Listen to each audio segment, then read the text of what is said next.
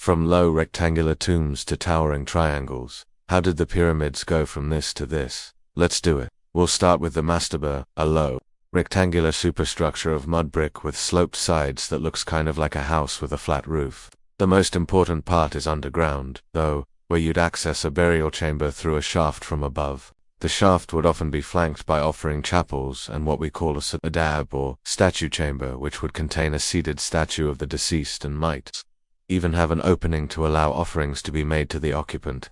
While kings were initially buried in these things, they quickly became the standard for kings' families and high officials during the early dynastic period, like at Saqqara and Abydos, where hundreds were built over the course of several centuries. They set the template for orientation, funerary, ritual, and the general layout of going above ground for the non-burial aspects and below ground for the actual burial. By the 3rd dynasty, we get the first departure from the low mastaba form with Djoser's step pyramid at Saqqara, designed by the architect Imhotep.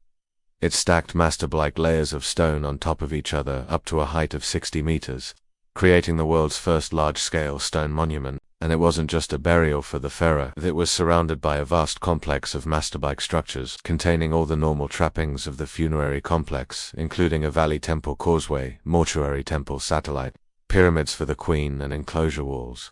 The next 2 or 3 decades saw several other attempts at step pyramids by other 3rd dynasty, such as Sekhemkut's buried pyramid and the Leia pyramid, both at Saqqara, as well as the world's largest unfinished step pyramid at Abydos. But these are far smaller and show us that the true pyramid form was just around the corner.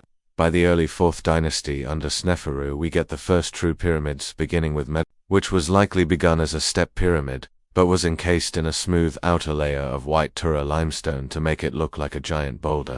Unfortunately, this outer casing collapsed in antiquity, leaving only the rough core exposed.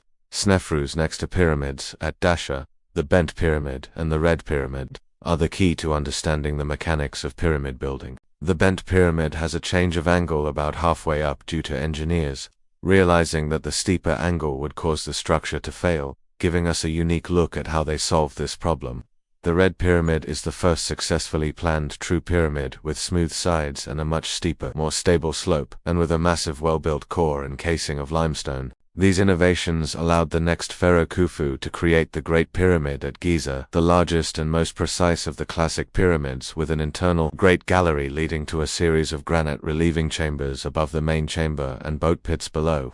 Its near-perfect alignment with the 4 cardinal directions is still a thing of beauty. Khufu's pyramid at Giza is slightly smaller, but boasts the best-preserved valley and mortuary temples of any Giza pyramid. It also includes the Sphinx, which originally stood in front of the mortuary temple. Menkaur's pyramid is much smaller and has no surviving temples, but its interior is richly decorated with surviving reliefs from its mortuary temple. Over the next few dynasties, more pyramids were built, including those at Abusa, Saqqara, Dosha, and Hawara, and they generally included full complexes with valley temple, causeway, mortuary, temple queens, pyramids, and enclosure walls, materializing the pharaoh's power over the landscape itself. By the 5th dynasty, pyramids began to shrink, and the cores of the pyramids became less robust, reflecting the decreasing power of the central government, and perhaps more elaborate sun temples built instead. The pyramid texts, magical spells intended to help the king on his journey through the underworld, were first inscribed inside Unas' pyramid at the end of the 5th dynasty, and then more widely in the 6th dynasty.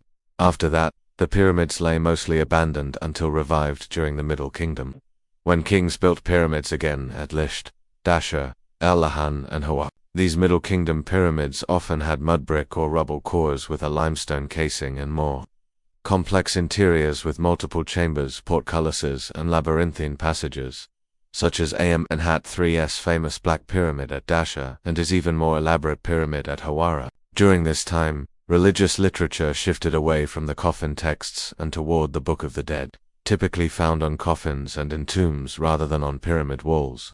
After the Middle Kingdom, kings abandoned the pyramid for hidden, rock-cut tombs in the Valley of the Kings, driven by concerns about tomb robbery and new theological emphases, especially on Osiris. Private and priestly tombs continued to be built, and some of these, like at Thebes, had small pyramid-shaped superstructures on top of their chapels. The Nubian kingdoms of Kush and Meroe revived the pyramid form from the 8th century BCE, building steep-sided pyramids at El Karu, Nuri, and Meroe. These pyramids were generally much smaller and more numerous, with chapels at the base and intended to serve as a place for offerings rather than as a burial.